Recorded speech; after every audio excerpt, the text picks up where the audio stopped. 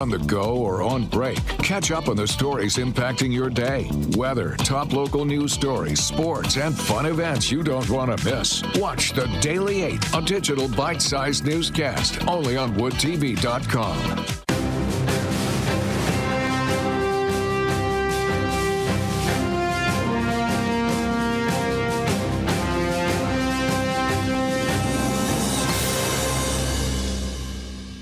The Michigan Senate debate is sponsored by AARP Michigan and the Michigan Chamber Foundation. It's debate night in Michigan. Former Congressman Mike Rogers says he will return to Washington and get America back on track. The most expensive vehicle to operate in Michigan in 2024 is your grocery cart, thanks to the Democrats in Washington, D.C. Congresswoman Elissa Slotkin promises to expand Michigan's middle class. The prices are too high on lots of things, groceries, gas. What we try and do is attack specific costs that are still a huge part of people's budget. Tonight, for the first time, they take the stage together. At issue, inflation to immigration, EVs to the economy. Who shares your values and your hopes for our country? The stakes could not be higher. Good evening from the News Nation studios in Washington. I'm your host, Leland Vittern. Control of the United States Senate and the White House run through Michigan.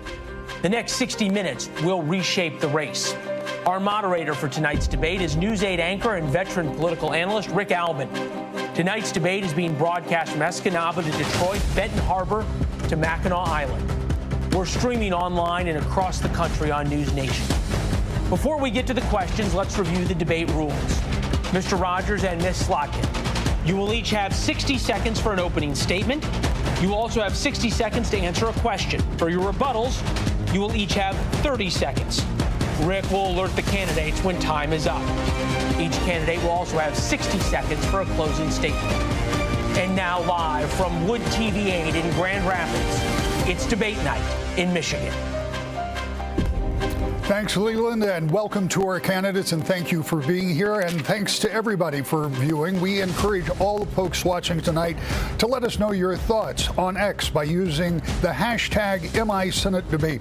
It's also where you can find the source material used in developing tonight's questions. As per our agreements with the candidates, each will get a 60-second opening statement. A coin flip determined that Congresswoman Slotkin, you will go first. Thank you for being here. You have 60 seconds. Great. Thanks for having me. Thanks to Wood TV for hosting us. I'm Elissa Slotkin. I'm a third-generation Michigander and the proud Congresswoman from Michigan's 7th District.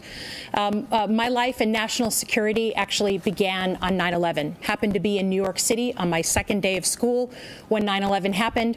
Got recruited by the CIA, did 3 tours in Iraq alongside our military, and came back and worked for 2 presidents, one Democrat, one Republican, proudly, because I believe that service should be nonpartisan. I'm running for the U.S. Senate because I believe we must enhance and strengthen the middle class. Michigan invented the middle class. That means jobs with dignity, and it means bringing down the costs that are eating a hole in people's pocketbooks. I'm really glad we're having this debate tonight. There are some real differences between me and my opponent, but the good news is we both have records. I have 5 years in the U.S. Congress. Mr. Rogers had 20 years as an elected politician. So we'll be able to see very clearly not just what we say we're going to do, but what we've actually done. And I think it's important because we have big differences on the middle class, on costs, and on a whole bunch of other issues. Looking forward to it. Thank you, Congresswoman. Congressman Rogers, thank you for being here, and it's your turn for 60 seconds of an opening statement. So. Thanks to Wood TV. It's great to be here. Mike Rogers, listen, I'm the youngest of 5 boys. Been in Michigan for over 50 years. My father was a shop teacher. My mom worked at the local Chamber of Commerce. I'm a husband. I'm a father. Both of my kids are fantastic. My daughter does occupational therapy. My son is just getting out of military service. When you look at the challenges that we have, a background like mine, fighting crime on the streets, my military service, I went to University of Michigan to get my ROTC, which is a little bit of a sticking point with my wife, who is a diehard Michigan State alumni. But we're getting over that, and we're getting through it. Why would we even get back into this business, if you will? It's because people, our families, are hurting in Michigan. They can't afford gas. They can't afford their electric bill. We have folks that are going to food pantries at the end of the month. We don't have to do it that way. The border, gas, EV mandates. We should talk about all of this evening. Congressman, thank you. Let's get right to our questions. And here is where we start. Even as we speak, there is a major storm that is bearing down on Florida. FEMA's response to some of the disasters we've seen recently have come into question throughout the South and even right here in Michigan. FEMA denied disaster relief after a tornado that struck Portage in Kalamazoo County in May. Congresswoman Slotkin, how will you prioritize FEMA and make sure that they have the funds to meet the needs of the disasters that we're seeing nationwide? You have 60 seconds. It's a great question. We've had actually 9 people die in the state of Michigan in the past year from 6 tornadoes that have touched down. 4 of them have been in the district that I represent, so I've been visiting those places. And you're right, sometimes we got federal assistance, sometimes we didn't. What is happening right now in North Carolina, and certainly what they're fearing in Florida, is terrifying. And we need to make sure that our disaster response is prepared for the next generation. We know we're going to have more storms. We're going to have stronger storms. We're going to have extreme weather. And FEMA needs to be prepared not just with the right personnel, but with enough cash to actually handle all those things. So for me, I was on the Homeland Security Committee. We oversaw FEMA's budget. We increased the money that they need per year, because we don't know where the next disaster is going to come from, but it's the responsibility of the federal government to deal with what we were dealing with here in Michigan, which is true disasters when there's a sort of an act of God that happens here in our state. Thank you, Congresswoman. Congressman Rogers, it's the same question for you. How would you prioritize to make sure FEMA's got the money to meet the needs that are out there that we see on a regular basis? You have 60 seconds. Yeah, FEMA's an important organization, has important work to do. One of the things that makes no sense in this last 6 years, if you will, is the fact that FEMA spent almost $700 million on housing illegals and now just told North Carolina they don't have enough money to take care of American citizens who are in desperate need in the middle of a disaster. So here you have a wide open border in our South where the government, including my opponent, who have voted for funding of illegal immigrants, housing, food, phones, right? That comes out of the FEMA budget. And so, listen, this is something really, really important. If we're going to get spending under control in Washington, D.C., the last thing we need to be doing is spending money on illegal immigrants. Close the border, fix that problem, make sure that FEMA focuses on Americans and in their time of need.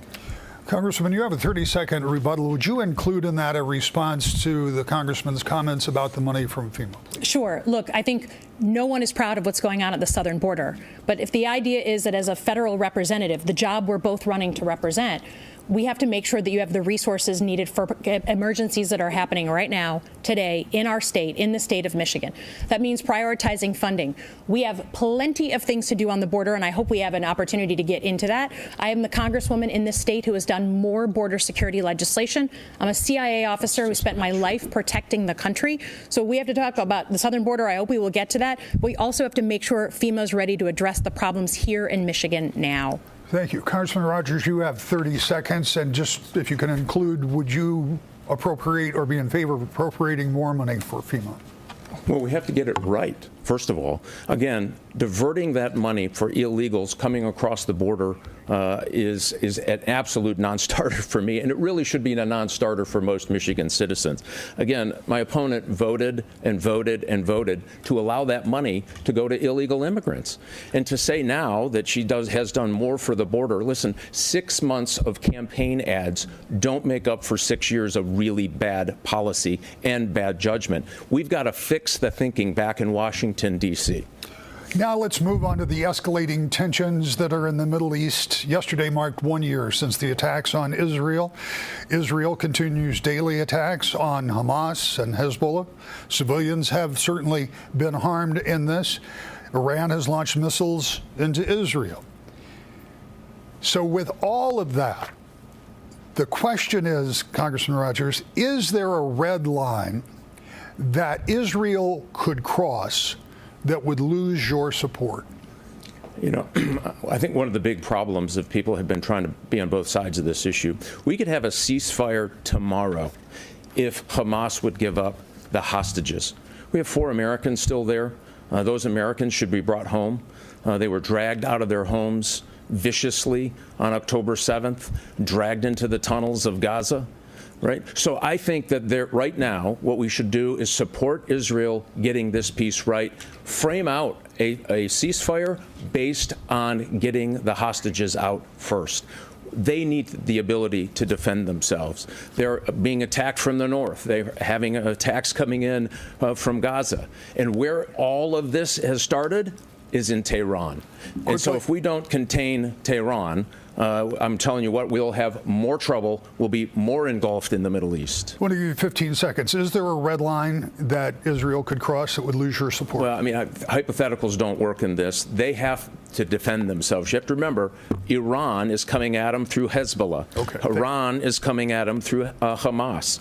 Iran has attacked 200 installations across the Middle East since October 7th. Congressman Slotkin, the same question to you. Is there a red line beyond which Israel could go that would lose your support? Yeah, well, I was just at a memorial service yesterday for our one-year anniversary. It's still extremely raw. It's very personal here in Michigan, where people of all stripes have real personal connections to the region. For me, it's clear we need a ceasefire deal that brings the hostages home. Israel has the right to defend itself when people come and kill their citizens, rape women, shoot ballistic missiles at them. That is something that any country in the world has the right to do. But we can also say that we don't like seeing loss of life among civilians. Iran is now in a very interesting moment. Their big proxies have been killed or been wiped down in Hezbollah and Hamas, and they just fired a really strategic round of ballistic missiles, including hypersonic missiles. Israel has, again, the right to respond to that. But for me, what I won't do is I won't say that the United States should get back into a big land war in the Middle East. We spent 20 years in Iraq, and I served 3 tours there alongside the military. For me, I am not interested in having another 20-year war in the Middle East. Same question to you, 15 seconds to answer. Is there a red line beyond which Israel can go that will lose your support? Again, the idea that we would be sucked into putting American sons and daughters in there. My opponent was a very big supporter of the Iraq War. He was one of the leaders that got us into that war. I do not support another land war in the Middle East. Congressman Rogers, you have a 30-second rebuttal to try to deal with all of these issues, including that red line. Yeah, unfortunately, my opponent was wrong on all of this. The architect of the nuclear deal with Iran, the fact that she supported making sure that Saudi couldn't defend itself against the Houthis, taking the Houthis off the terrorist list, which, by the way, is now shooting at U.S. troops, including our Navy, in the Red Sea, making Iran have the capital by allowing them to sell oil into the market, has engulfed us in the Middle East. Bad decision, bad decision, bad decision. Not standing up to the fact that they're using their proxies across the Middle East, not only to attack Israel, our ally, but it's also to attack those 100 different installations around the Middle East. Congresswoman Slotkin, you have a 30-second I just want to say one thing. There's one of us on this stage who has been on the receiving end of Iranian rockets, Iranian mortars, Iranian IEDs in 3 tours in Iraq. I know intimately what it's like to have Iranian terrorism kill my friends. So I take a backseat to no one on the issue of Iran. I am as hawkish as anyone. They have been our adversary for 50 years. We need to pressure them, to deter them, to contain them. Congresswoman Slotkin, next question, and this hits home especially for some of our citizens on the east side of the state. Michigan has one of the largest Arab American populations in the country. Do you believe a ceasefire is possible if either Hamas or Hezbollah has the current political structure and is allowed to remain in charge? You have 60 seconds. Yeah, I mean, a ceasefire deal has to actually work to get the hostages back, right? They took hostages a year ago. They need to be returned. That has to be a formal part of it. And then they can't be able to project power into the state of Israel, right? We all deeply care about civilian casualties. We have a humanitarian disaster going on in Gaza. But just yesterday, Hamas fired missiles inside of Israel. Hezbollah fired missiles inside of Israel. They have to be able to, you have to understand that a ceasefire deal means that you can't project violence into that state. You can't. So we need a ceasefire deal, but it needs to come at a point where they can't project violence onto this state. Israel has the right to defend itself from that. Move on to you with the same question, Congressman Rogers. I mean, with this current situation with Hamas and Hezbollah, is it possible to get all of the sides to get to a ceasefire? Well, you can never go into anything thinking it's never possible. I think a ceasefire could happen today if we could get the hostages out. You can't have a government in Gaza run by Hamas. It's a terrorist organization. They clearly demonstrated who they are. They assassinated hostages in the tunnels along the way. What we have to do now is find that place where we can get those hostages out and then have further dialogue. But the problem is Iran is still coming at us. And so I understand my opponent's notion that there's somehow serving in Iraq gives permission to be wrong in the entire effort toward Iran. Remember, we are engulfed in the Middle East from really bad policy. They are drawing the United States, the Democrats, along with the support of their congressional allies, including my opponent, into a wider conflict. What you see happening, bad decision, bad decision, bad decision. Congresswoman Slotkin, you have a 30-second rebuttal, and you can address, including the congressman's suggestion that you were wrong. Sure. Well, I think it's important that we do reflect our records. The congressman was elected for 20 years. He was the chairman of the House Intelligence Committee. In the run-up to the Iraq War, there was no greater supporter, there's no greater fist pumper than Mike Rogers in leading us into that war. So if we're talking about why the Middle East the way it is the way it is, we had 20 years embroiled in Iraq, 20 years embroiled in Afghanistan, men and women, Americans dead. To me, you have to be extremely, extremely cautious when you're talking about these issues. And I will not succumb to bellicose talk on that. Congressman Rogers, you have a 30-second rebuttal, and we've heard a lot of conversations, so wrap this question up. And why this is a little offensive to me is I had my family in the military during the Iraq buildup. And so I was more cautious than most about us being, using military force within the region. And by the way, that information that was given to Congress was based on the CIA at a time that my opponent was in the CIA doing analytical work. And so if you think about how dangerous this is, and listen, I get it, the CIA has deception training. My opponent clearly went through that. But you're supposed to use that against your adversaries, not Michigan voters. Moving on to another subject, and that's the economy. This is one that has been really vexing. The latest Wood Emerson College poll says 51% of the voters in Michigan call it their #1 concern because prices are too high. And by the way, this is echoed across the country. People are paying too much for everything from food to gasoline. Congressman Rogers, specifically, if you're elected, what can and what will you do to help bring down prices? You have 60 seconds. Yeah. I have traveled around the state. I have never seen such hurt in people's families as I have now. Met a young woman who has 4 kids. She works part-time. Her husband works full-time in a small factory in Michigan. In tears, talked about how in the last 2 or 3 days of the month, she has to go to a food pantry to feed her family. This is absolutely unacceptable. And why? They poured money. My opponent voted for all of it. Trillions of dollars of spending that has raised the cost of groceries, raised the cost of gasoline. It has made the average family in Michigan about $12,000 in the hole before they start out with inflationary numbers. And so here's the things that I would do. We have to absolutely become energy independent. I'm for an all of the above policy, but if we don't get gas prices down, we won't get food prices down. There is no sense from buying oil from Venezuela when we have capability here in this country. Regulation has to stop. $1.6 trillion in new regulation coming out of Washington, D.C. And lastly, spending. We have got to get our arms around spending. Congresswoman Slotkin, you have called yourself Team Normal. You have said that prices are too high, and your priority is tackling inflation. So the same question is, what are you going to do? What can you do to get prices down? Yeah, it really is the most common issue. Thank you. It really is the most common issue I think anybody hears when they're walking around. I can't go into a grocery store without someone grabbing my arms and telling me I can't afford this, I can't afford summer camp for my kids, I can't afford people are hurting. They feel shame about it. And so for me, there's really 3 things that I've been working on doing that I believe in. Number 1, it's bringing supply chains back home from places like China. That includes the 44 manufacturing facilities that are being built right now in the state of Michigan. You need a good job with good benefits. Number 2, it's attacking the primary costs that are just burning a hole in people's pockets.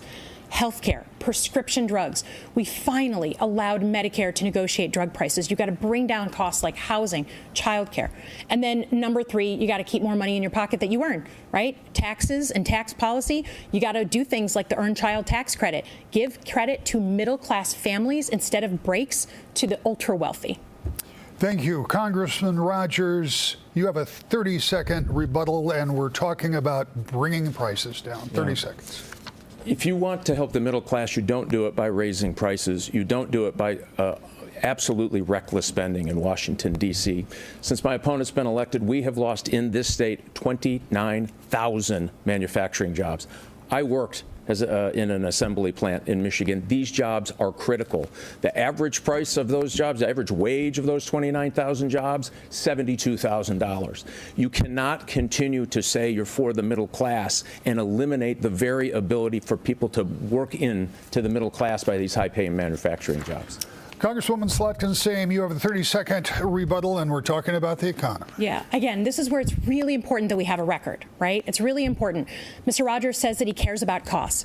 Let's just talk Medicare negotiating drug prices, right? It's the Costco model. You walk into a Costco, you know you're going to get a lower price because you're buying in bulk.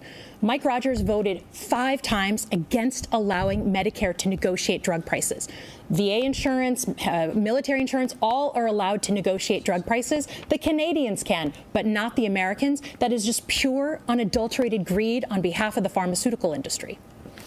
Let's move on. We have seen what has happened with a 50% surge in housing prices from 2012 to 2022. And every year to year, the median housing prices have risen by more than 5.5%. Vice President Kamala Harris proposes a $25,000 program for first-time home buyers, along with tax incentives for builders. So, Congressman Slotkin, should taxpayers be used to help, taxpayers' dollars, I should say, be used to help first-time home buyers? You have 60 seconds. Yeah, you know, I'd like to see the details of that program, but I can tell you what I do believe in just talking to Michiganders and what has actually worked. Right now, we're helping to build an apartment building in Okemos. It's a public-private partnership, right? It's some public money, but it's a lot of private builder money, and they'll put aside a certain number of units that are for affordable housing. Up north, we're working on workforce housing. If you're a cop, if you're a nurse, if you're a teacher, and you can't afford to live in Traverse City, how do we make sure that you can do your job and actually live not an hour away, but in the community? Public-private partnership again. There's a lot of different ways that we can do it, but it's about increasing the housing stock. We need more houses. We need more production of houses. Again, I'm not sure about the president or the vice president, excuse me, program, because I think, you know, I just haven't looked at the details. I can tell you what I voted on, and it's expanding housing for people who are in the middle class. Congressman Rogers, you too are going to be getting this question, and the question is, first of all, $25,000 be enough to help somebody buying a first-time home, and should we use federal tax dollars or taxpayers' money to do that? Well, if you talk to anybody that's in the housing business, they'll tell you by the federal government walking in and plopping down $25,000, you've just increased the cost of housing by about $25,000. It doesn't work. The number one reason people can't afford homes, including in my own family, is the interest rates. So people who want to go move up in a house can't do it because they're at a 3%. And by the way, they're not going out to pay 7 or 8% on a house. Same with new home buyers. They can't make up the difference between what it used to be about 3% just 4 years ago, and now you see those housing rates so expensive.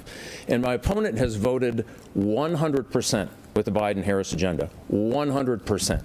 And if you think about what that means that she's likely to go in and vote for this $25,000 and every other scheme that will only increase the cost of housing. If you want to get to the root of this, we have to stop spending. We have to stop borrowing that money from countries like China, money we don't have, $35 trillion, and start bringing it back under control so we can get interest rates down. That's the number one thing that we can do. Congresswoman Slotkin, you have 30-second rebuttal, and within that 30 seconds, if you could could address the idea if you agree with the concept of using that money for first-time house buying. Yeah, well, first of all, I just want to correct the record for a second. And it's on the issue of bipartisanship, which I think is really important when you're running to be Michigan senator, right? We're a very purple state, lots of Democrats, lots of Republicans. I was voted the 14th most bipartisan member of Congress out of 435. I voted and split with my party more than 97% of other Democrats, on average a couple times every month, in contrast to Mr. Rogers, who was literally the whip for his party, the guy who got everyone to vote with the Republicans. I believe deeply in bipartisanship, and he's misstating the record. Congressman Rogers, you can have your 30 seconds rebuttal and comment on what the Congresswoman just said. Yeah, listen, for the first 3 years, the agenda that brought us high gas prices, high grocery prices, that brought us your electric bill almost doubling, eggs about a 90% increase in cost, came from that 100% voting with the Biden-Harris agenda. Now, you can find a vote here and a vote there. I was in Congress, know how that works. When you're talking about the issues that matter, 100%. And so what I think is disingenuous and certainly deceptive is saying that you are you vote against your party, but you vote for all of the things that have raised your prices here at home. I want to go to our first viewer question, and happy to have this that's dealing with social programs, and happy to have my colleague Amber Kriska here. She has that first question. Amber? Thanks to Rick. Our first viewer question is from David in Grand Rapids. He wants to know, what will your campaigns do to strengthen Social Security, Medicaid, and Medicare? You heard the question. What would you do to strengthen Social Security, Medicaid, and Medicare? Congressman Rogers, you have 60 seconds. When I was on the day of 9/11, I had a presentation to the Budget Committee, and that presentation was about making sure that Congress didn't continue to take money out of the trust fund to spend on other things. One of the first things we should be doing is protecting the Social Security Trust Fund. Listen, my parents survived on Social Security and Medicare. My in-laws are surviving on Social Security and Medicare now. I know too many people in my family where this is important. I argue the things that we can do to bring down costs, we should bring down costs across the board. Medicare transparency is a big factor here.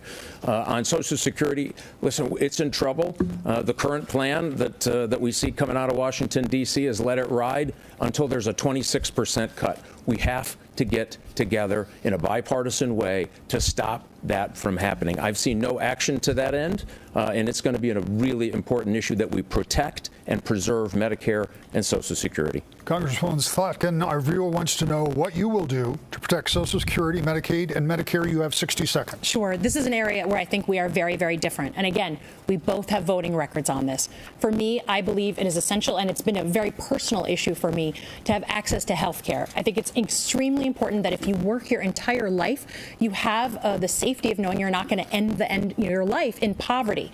I believe in supporting Medicare, supporting Social Security. Mike Rogers voted to either privatize or cut Medicare and Social Security over and over again. He voted to raise the age of retirement. It's all in the record. Just check the facts. So it's not about what he's going to do. It's what about he's already done. It is not about the talking points when you're sitting here in front of a TV camera. It's about what you will do and what you have done when you held the seat, when you were in the job. So for me, whether it's allowing Medicare to negotiate drug prices so we actually save something from Medicare, whether it's changing retirement as we knew it, redefining it as he proposes, we couldn't be more different on this issue. Congressman Rogers, you obviously disagree with what Congresswoman Slotkin just said, and you have 30 seconds to rebut. Dishonest and deceptive.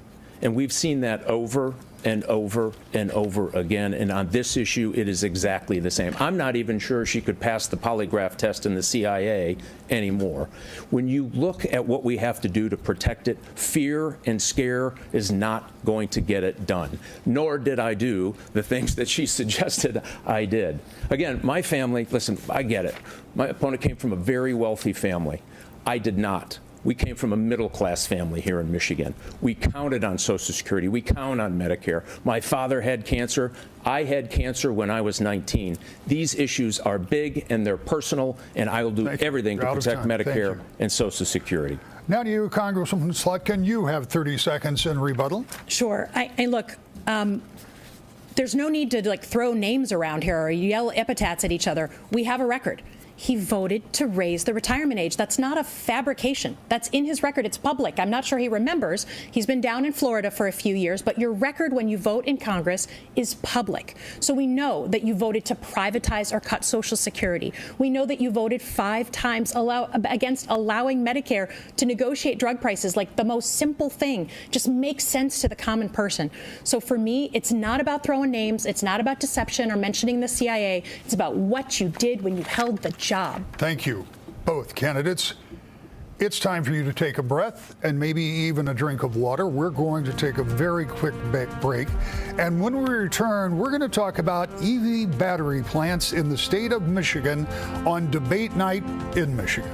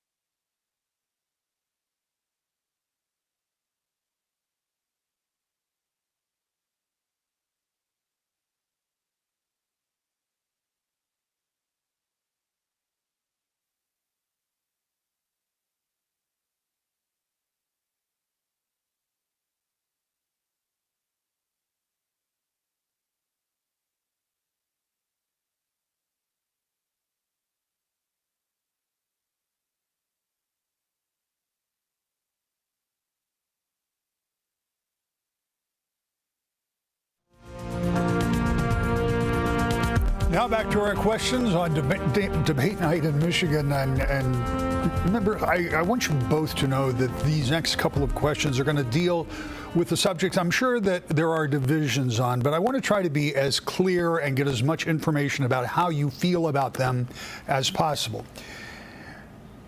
Sales for EVs compared to what had been projected by some auto dealers are just not there. Still, in Michigan, we have plans for 2 EV battery plants, and they continue. We've seen the downsizing of the Blue Oval near Battle Creek, along with a plant proposed near Big Rapids that's been embroiled in controversy. Congresswoman Slotkin, here's the question. Are EV battery plants right for Michigan? And if they are, why are they? You have 60 seconds. Sure. Look, I don't care what kind of car you want to drive. I don't care if it's a gas-powered car or an EV. I live on a dirt road. I can't have an EV for the foreseeable future. What I do care about is who is going to build the next generation of vehicles, right? Literally, it's either going to be us or China.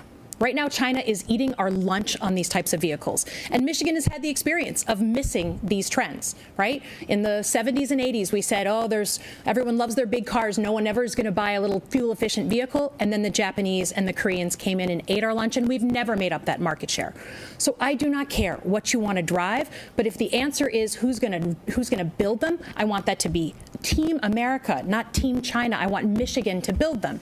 And to me, I just don't understand this idea of just ceding that ground to China. My opponent is happy to let them eat our lunch in places like Europe and South America. I am not willing to do that. American auto workers are the best, and they should make them.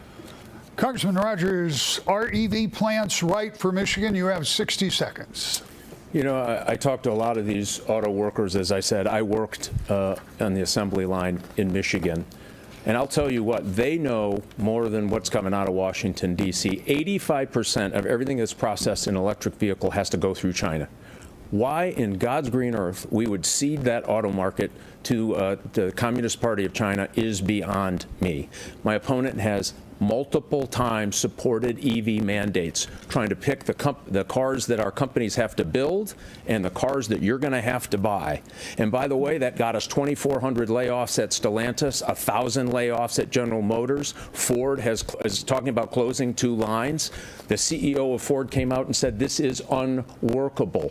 It won't work for America. There's a better way to get where we want to go, like hybrids. By the way, you don't have to plug it in, and you get to keep the auto workers that are here in the state. About 1 million are reliant on building something, a part or something for a gasoline engine. Why we would take 40% of that labor off the table is beyond me.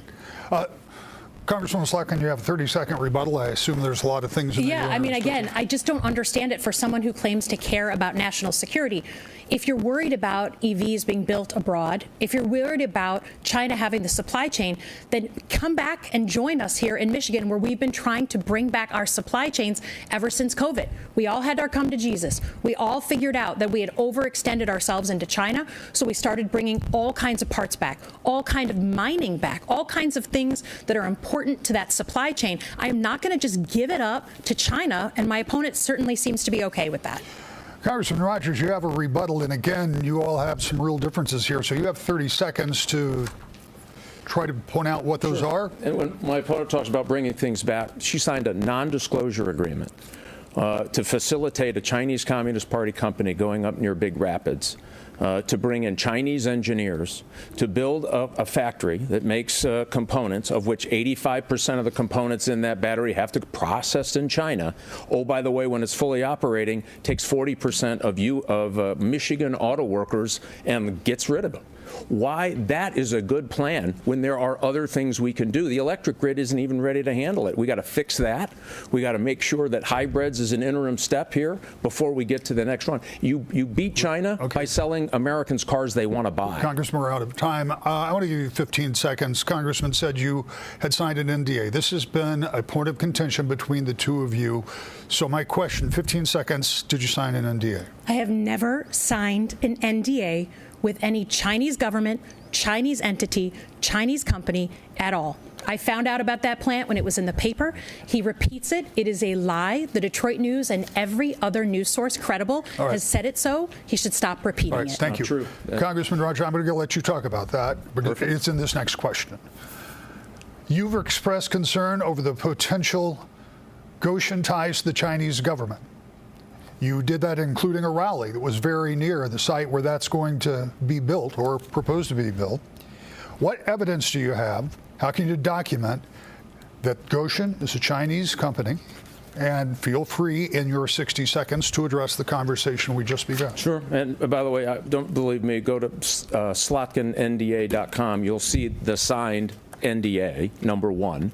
Number two, the incorporation papers from this company clearly show it is affiliated and must abide by the Chinese constitution, including their CEO, who is a senior member of the Chinese Communist Party.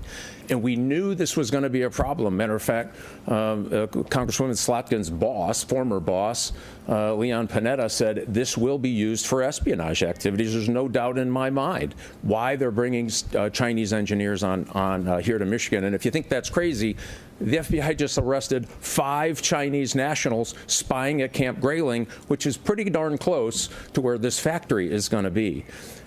We need to take a deep breath and step back. Listen, there's a better way to get where people want to go, and it's not trying to bring the Chinese to Michigan, as she has been part and parcel of doing.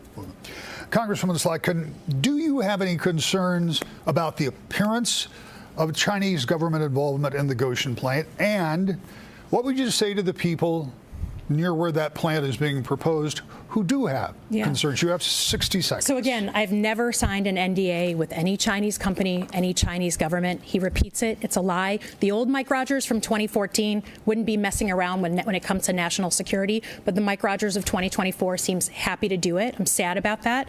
But here's the thing. I was the one who wrote the legislation that said we should be able to ban the Chinese from buying our farmland, ban the Chinese from buying our manufacturing facilities. It's bipartisan legislation. I'd love to have his support from it. You shouldn't have these companies buying our manufacturing sites or our farmland without a full national security vetting. This is what I used to do for a living. We passed legislation, or we're working on, passing legislation to do it. This is where I stand on this issue. But the reason why he likes to repeat these lies is because when he left Congress and went to go work as a consultant, he was the chief security officer of AT&T when they were actively working to get Chinese companies into our telecoms. That's literally the same time. So for me, he's trying to distract from his own record of helping the Chinese get into our telecommunication systems. We could talk about this subject for the rest of the debate. We're not going to, but we are for the next 60 seconds. So you have a 30-second rebuttal followed by your 30-second rebuttal. And Congressman, please go ahead. So the Congresswoman knows that when I was in the private sector for the last 10 years, basically, I had a security clearance. If I wanted to work for a Chinese company, which I would not, I couldn't do it. So she makes these charges. They're aspersions, and it is unfortunate. And this is the same member of Congress who has been deceiving us on the NDA. I never signed an NDA. Well, we find out she did sign an NDA. She has been involved. She did take money from Chinese agents who are involved in the process of bringing it here. I just have to respond to this. 30 you have 30 seconds. What he just said, honestly, is offensive. And again, the Mike Rogers of 2014, the Mike Rogers that people thought they knew, who cared about national security and say it should never, be divisive at the water's edge, is now a completely different guy. To accuse people of these kinds of things, especially a CIA officer, is offensive, and he needs to rethink how badly he wants the seat, how desperate he is to make a move like that. All right, members, we're going to change the subject, although I know there's a lot of passion on that, and we could go on, but there are other things that we need to discuss. Biden administration announced last week its support for $1.5 billion in federal loan guarantees to restart the Palisade nuclear power plant in Van Buren County. Now, if the Nuclear Regulatory Commission gives the go-ahead, it would be the first restart of a nuclear power plant in U.S. history. Congresswoman Slotkin, do you support the restart of the plant and the use of federal taxpayer dollars for nuclear projects? You have 60 seconds. I do. I supported actively the restart of the Palisades plant because we're going to need more energy. Everybody knows, because of the phones in their pockets and all the electronics they use, we're going to need more energy as a country, and we need the grid to be updated to deal with that. For that, we need literally an all of the above approach. We need the whole menu. We need nuclear. We need traditional forms of energy, wind, solar, natural gas. We need the whole gambit. And I think for me, what's most important is to just take a very practical view of this. I worked at the Pentagon. In the Pentagon, we basically mitigate risk by having diversity of sources, right? You never want to be just devoted only to one energy source because, God forbid, something happens and you run out of gas or you run out of fuel or whatever. So you have redundancy. And to me, an all of the above approach, including nuclear, is the way to do it. Congressman Rogers, again, the same question for you, the restart of the plant. Do you support that idea, and do you support using federal dollars for that and for other nuclear projects? Yeah, 60 seconds. Absolutely. We're going to have a 57% increase in need off of our electric grid. Everything, from AI operation, which is a big power suck. You're talking cryptocurrency. And if you have any electrification going into the grid by cars, you're going to need a lot more power. Our electric grid can't handle it. Nuclear and small modular nuclear reactors, something I've been working on for a while, is exactly the way to do it. And I just want to say this to my point. I get the huffing at the microphone. If you care about national security, you cannot cede our economic future to the Communist Party of China. And well, then you should have acted in Michigan, that way. Let's do it. Absolutely, you should have done it that way. Bringing in the opportunity for Chinese companies to operate here in the United States is, to me, is just you cannot get promoted to the Senate if you don't understand how the Chinese operate. Congresswoman Slotkin, we have a 30-second rebuttal. I don't think I have to set it up for you. You both have expressed yourselves, so tell me where we are on this. Yeah, the thing that's tough is that in Washington, in the Armed Services Committee, I'm on the committee. It's one of the most bipartisan committees that still exists. With all the mess that's in Washington, that committee, because it's on national security, it just really remains a bipartisan place. And the most bipartisan issue is China. It's where we work together. It's where we banned things like Huawei. It's where we literally took on the TikTok issue. It is, to me, the most bipartisan thing. And it's just sad that a guy who considers himself a national security guy can't see that we need to work together on this issue, not lie repeatedly. Let's get to work, man. Congressman Rogers, 30 seconds as we leave this issue. Yeah, listen, and I will look for every opportunity to be bipartisan. But this is a fundamental flaw in judgment about what the Chinese are doing to us. Intellectual property theft. The fact that they are buying homeland. My opponent's been there 6 years. We haven't seen anything to get done.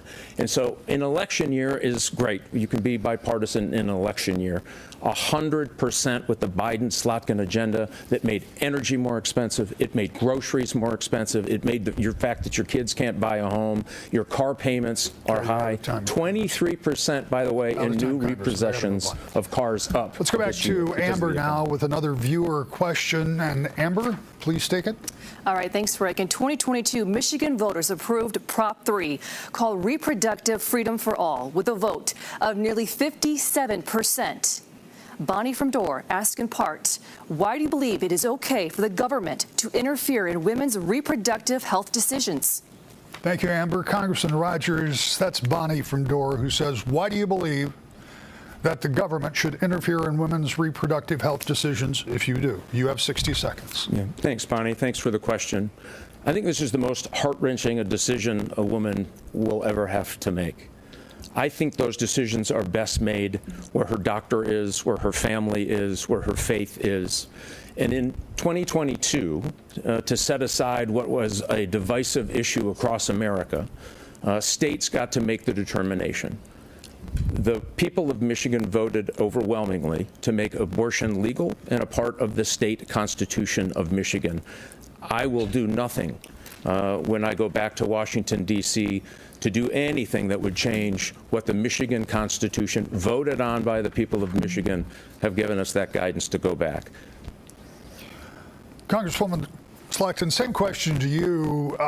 Do you believe it is okay for the government to interfere in women's decisions about reproductive health? You have 60 seconds. I believe in a woman's right to choose. I did not support overturning Roe v. Wade. And if a bill came in front of the U.S. Senate to codify Roe, I would vote for it. But I think this is a really important distinction between the two of us. Mike Rogers was 20 years as a legislator. He voted for every single ban, every restriction, every bill that came across his desk to make it harder for a woman and to ban, in some cases, a woman and her right to choose. 56 times in total. We checked the math. To me, every single time he was casting one of those votes, he was saying something very particular. He was saying to women, he does not trust you to make your own decisions about your own family planning, every single time. When it comes to our rights and protecting ourselves, I think it is important that we have someone in the seat who does that. He voted and sponsored bills that would make it impossible to have IVF and contraception. If he does not trust us to protect our own rights, do not trust him. Congressman, you've got 30 seconds. Deceive and deception. And it's just been the constant theme of my opponent from the very beginning of this campaign. I have come out and talked about making sure that IVF is available for families so they can grow their families. Now, it's a very personal thing for these families, and I support it 100%. What she's saying is, I don't trust you people of Michigan. She wants to go back to Washington, D.C. and put our vote in Michigan at risk with the rest of the country, with states that don't agree with us. I'm telling you that this is such a personal issue, and we've decided. This issue is decided as of 22. I won't go back to Washington and change that decision. You have 30 seconds. So I was here in Michigan, and I voted yes on Proposition 3. You were in Florida. You voted in Florida. You weren't here. For some people, this issue is a talking point. He's put his finger in the wind and he says, now I can't win if I don't, look good on this issue. And so he's changed 30 years of being unilaterally pro-life, of never breaking once with his party on this issue, right? So it's not a talking point to women.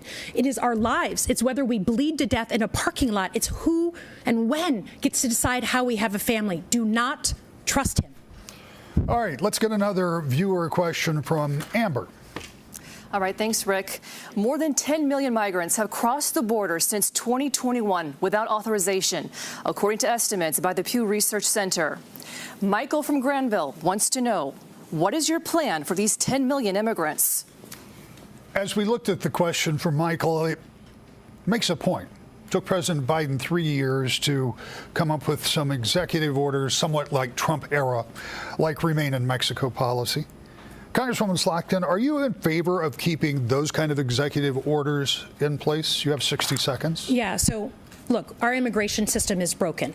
It's been broken for a long time, and what's going on at the southern border, no one is proud of. Right? I have someone who has protected the homeland my entire life as a job, as a CIA officer and Pentagon official. Every country in the world has the right to know who's coming in its borders and what they're doing here. In my mind, we absolutely need to do more at the southern border, and we were working on a deal to actually provide more resources to our border agents, deal with that bleeding ulcer that we have down there. To me, if you are not here legally, you should not be here. You should go back to your home country and be removed to your home country. That's why I've done more border legislation than any member of Congress, Democrat or Republican, here in Michigan. It's why we passed a bill to stem fentanyl. But it's also, if I can be honest, to me, part and parcel of a bigger conversation.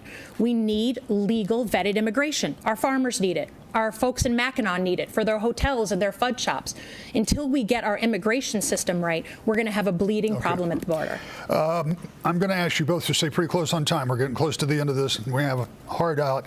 Congressman Rogers, to you, former President Trump has called for mass deportation of some of these migrants that we are talking about who entered the U.S. illegally.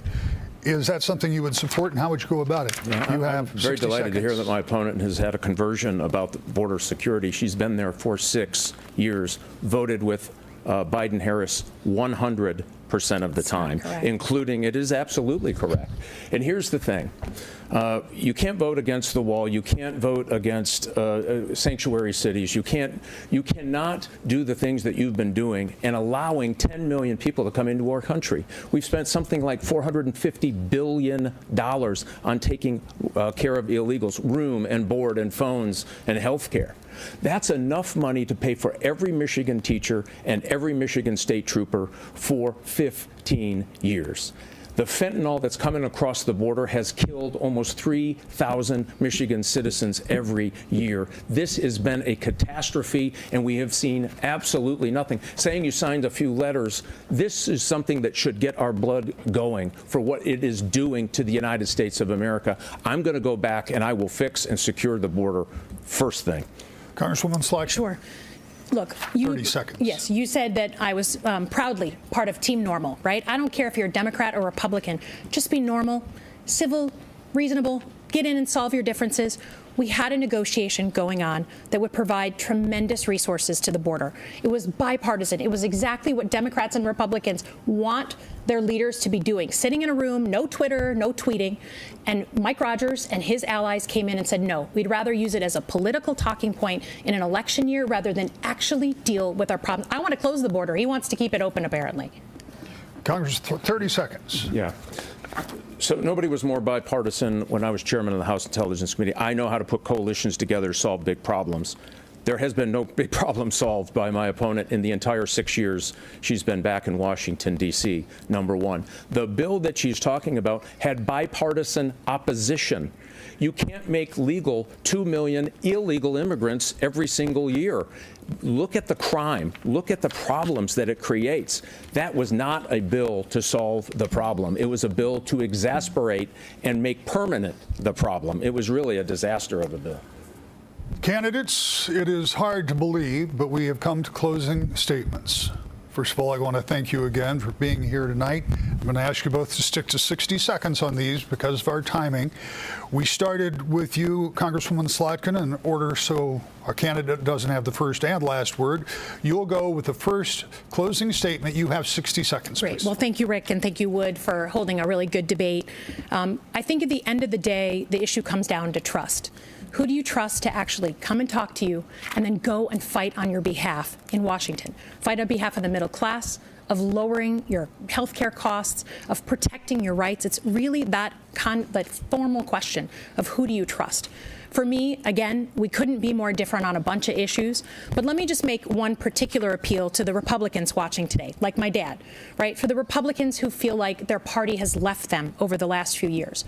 You will always have an open door in my office. You will always have a place at the table because I want to hear from you. I am very transparent. If you come to me with a good idea, if you come to me with pushback, you can prove, your case. I'm going to be open-minded. I'll even change my mind. So if you are wondering where your party has gone, come and vote for someone who actually gives a crap about you, who actually cares about getting something done the way we used to, Democrats and Republicans, civilly and decently. Congressman Rogers, 60 seconds. I was a young FBI agent working a sexual trafficking case. A young gal, 15 years old, ran away from home, got spotted by organized crime, recruited. They made her a stone-cold heroin addict within 30 days. We found her 2 years later. She had track marks in her fingers, between her toes. She was in pretty rough shape. She gets in the car, doesn't say a word. She stares out the window for 10 minutes. Never saying a word. And after about 10 minutes, without looking at us, she said, "Do you know why I didn't kill myself?" Why? Because I knew somebody cared enough to come find me. When you look at the problems around this state, families are hurting from the policies that have come out of Washington, D.C. The choice here could not be clearer. Killing jobs or creating jobs. Higher grocery prices, lower grocery prices. This is exactly the kind of choice we're going to have to face. A closed border or a wide open border that brings the problems of the South. Thank you very much. I would appreciate your vote on November 5th. I will have your back come November. Candidates both, thank you very much. A couple of notes. Thanks. I want you to keep in mind that even as we are here tonight, people are voting. So absentee ballots are available, and if people are watching tonight, we encourage you to make a choice and vote. We have no vested interest in how you vote, but we think it's important that you do vote. Early in-person voting will begin on October 26th, and Election Day is November 5th, and we'll see how long it takes to get all the results back. I want to make a personal note to all of the people that helped make this program work for this past hour. I couldn't tell you how many people in and outside of this building have been working nonstop to make it happen. I'm grateful to all of them, as I am grateful to you. Having a politician make a decision to do a debate in the heat of a campaign is not easy. You have other considerations. Sometimes a debate might not be in your best interest. Sometimes you might not have time. You both bothered to do it. We thank you. To all of our viewers tonight, thank you. We urge you to vote. Thanks again for being able to join us for this very special hour, and I hope an informative one.